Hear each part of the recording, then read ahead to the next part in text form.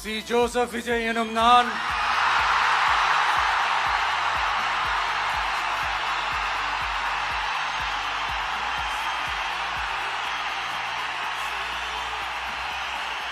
சட்டப்படி அமைக்கப்பெற்ற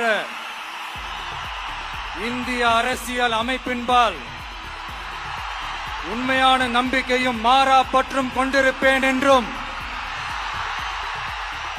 இந்திய நாட்டின் ஒப்பில்லாத முழு முதல் ஆட்சியையும் ஒருமையையும் நிலை நிறுத்துவேன் என்றும் தமிழ்நாட்டு அரசின் முதலமைச்சராக உண்மையாகவும் உளச்சான்றின்படியும் என் கடமைகளை நிறைவேற்றுவேன் என்றும்